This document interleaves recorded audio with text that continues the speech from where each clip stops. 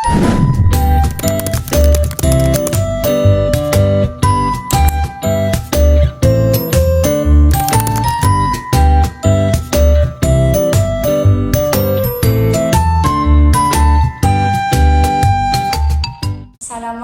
warahmatullahi wabarakatuh.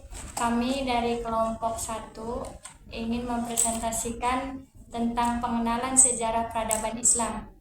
Itu pertama sesi perkenalan, dimulai dari sebelah sana. Perkenalkan, nama aku Nabilatul Aulia. Kenalkan, nama aku Novi Maulani Sofi. Perkenalkan, nama aku Ayu Nuritani. Perkenalkan, nama aku Diva Sonia Zahro. Perkenalkan, nama aku Jihan Sabrina. Perkenalkan, nama saya Ibnu Arasid. Ya, langsung sekarang masuk sesi kedua, yaitu pemaparan materi. Yang pertama akan dibawakan oleh Nabila. Masuk. 1. Metode historiografi. Metode historiografi ini merupakan cara penulisan, pemaparan atau laporan hasil penelitian sejarah yang mengungkapkan fakta-fakta zaman dahulu. Laporan hasil penelitian ini hendaknya digambarkan secara jelas dari awal sampai akhir proses penelitian. Metode historiografi ini menggunakan cara yang akurat seperti wawancara, observasi secara langsung, serta metode dokumenter yang mempelajari dengan cermat dan mendalam semua dokumen yang diperoleh. Dengan memahami metode ini, kita dapat secara presisi membaca atau menelaah semua informasi tentang sejarah. Sejarah tidak hanya berisi tentang fakta-fakta, tetapi sejarah juga bercerita tentang manusia dan peradabannya. Lanjut, yang kedua akan dibawakan oleh Yang kedua akan selanjutnya dibawakan oleh Ibu. Metode penelitian adalah cara prosedur atau teknik yang digunakan untuk melakukan penelitian dan penulisan sejarah secara sistematis. Tujuan dari metode penelitian sejarah yaitu mengumpulkan sumber-sumber sejarah dengan efektif, menilai sumber-sumber sejarah secara kritis, menyajikan hasil penelitian dalam bentuk tertulis. Ya, yang ketiga akan dibawakan oleh saya sendiri, yaitu metode heuristik. Metode heuristik merupakan salah satu metode yang menggunakan teknik yang dirancang untuk memecahkan suatu masalah dalam pencarian itu, yaitu dengan menggunakan solusi yang dapat dibuktikan dengan benar. Metode heuristik ini juga bertujuan untuk mendapatkan performa kompetensi atau penyederhanaan kontekstual. Selanjutnya ada peradaban pada masa klasik. Peradaban Islam pada masa klasik ini terjadi pada tahun 650 sampai 1258 Masehi. Periode ini dibagi menjadi dua fase. Yang pertama, fase kemajuan, dan yang kedua ada fase disintegrasi. Pada masa kemajuan, daerah penyebaran Islam semakin luas melalui Afrika Utara hingga Spanyol di bumi bagian barat, dan melalui Persia sampai ke India di bumi bagian timur.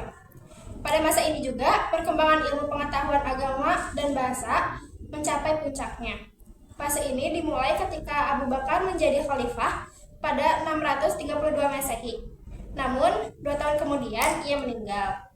Pada masa kepemimpinan yang singkat itu, Abu Bakar banyak mempergunakan waktunya untuk menyelesaikan perang Riddah.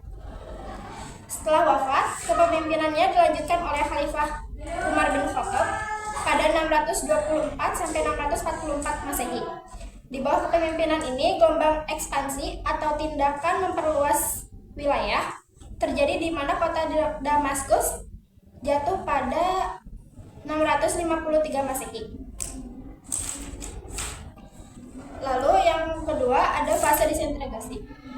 Kejayaan Islam mengalami penurunan. Fase ini ditandai dengan melemahnya kekuasaan Islam hingga kota Baghdad dihancurkan oleh pasukan Mongol yang dipimpin oleh Kubilai Khan. Sejak saat itu, wilayah kekuasaan mulai terpecah karena sistem pemerintahan yang melemah, pemimpin yang kurang cakap, dan perebutan kekuasaan dan lain-lain. Selanjutnya ada abad pertengahan. Abad pertengahan berlangsung pada tahun 1250 sampai 1800 Masehi. Dimulai setelah runtuhnya dinasti Abbasiyah dan dengan kemunduran peradaban Islam. Pada abad pertengahan ini terbagi menjadi dua fase. Yang pertama fase kemunduran dan yang kedua fase tiga kerajaan besar. Fase kemunduran juga pada peradaban Islam ini terpecah menjadi dua. Yang pertama Islam bagian Arab yang berpusat di Mesir, dan yang kedua Islam bagian Persia. Islam bagian Arab mencakup Irak, Arab, Suriah, Palestina, Mesir, dan Afrika Utara.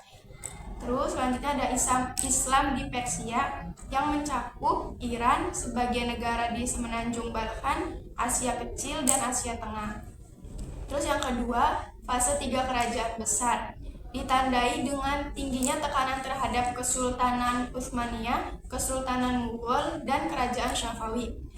Pada fase tiga kerajaan besar ini mengalami kehancuran di bidang politik dan militer yang disebabkan oleh konflik terhadap bangsa Eropa dan orang-orang India. Selanjutnya pada periode pertengahan terjadi berbagai macam permasalahan yang menyebabkan kemunduran peradabannya. Faktor-faktor kemundurannya yaitu yang pertama, tekanan terhadap Kesultanan Utsmaniyah, Mughal, dan Kerajaan Syafawi. Yang kedua, konflik dengan bangsa Eropa dan orang-orang India. Dan yang terakhir adalah kurang perhatian terhadap ilmu pengetahuan. Meskipun mengalami kemunduran, umat Islam di bawah kekhalifahan Abbasiyah masih melakukan berbagai pencapaian. Salah satu pencapaiannya yaitu yang pertama, membangun observatorium astronomi pertama. Yang kedua, menerjemahkan teks Yunani kuno ke dalam bahasa Arab. Yang ketiga, menyempurnakan dan menyebarkan alfabet serta angka Arab. Yang keempat, mengembangkan astrolab untuk navigasi. Yang kelima, mengembangkan kumpulan literatur dan sejarah Arab. Yang terakhir, membuat kemajuan di bidang Arab. Selanjutnya ada peradaban Islam modern. Peradaban Islam berlangsung dari tahun 1800 hingga sekarang, di mana umat Islam mulai sadar akan peradaban Barat yang lebih maju dan tinggi. Periode modern ditandai dengan kebangkitan awal Islam pada awal abad ke-19 hingga ke-1960-an, di mana muncul kesadaran pembaharuan dalam Islam dari segi politik, militer, sosial, dan budaya. Faktor-faktor yang mempengaruhi terjadinya kemajuan peradaban Islam yaitu terjadinya asimilasi. Asimilasi adalah pertukaran budaya sehingga menyebabkan budaya aslinya hilang. Contohnya asimilasi dengan India yang terlihat pada bidang kedokteran, MTK, dan astronomi. Yang kedua itu ada kemajemukan dalam pemerintahan dan politik. Seperti contohnya dinasti Abbasiyah melakukan nikah silang antara pria Islam dengan wanita-wanita Persia. Yang kedua ada contoh Abbasiyah meninggalkan corak Umayyah yang kearaban dengan menerapkan sistem pemerintahan Persia sekaligus memasukkan orang-orang Persia ke dalam struktur pemerintahan. Oleh karena itu, metode sejarah dan periodisasi sejarah Islam menurut ahli sangat penting untuk memahami kemajuan dan perkembangan Islam dari masa ke masa. Ya, mungkin cukup sekian presentasi dari kami, kurang lebihnya mohon dimaafkan. Dan akhirnya wassalamualaikum warahmatullahi wabarakatuh.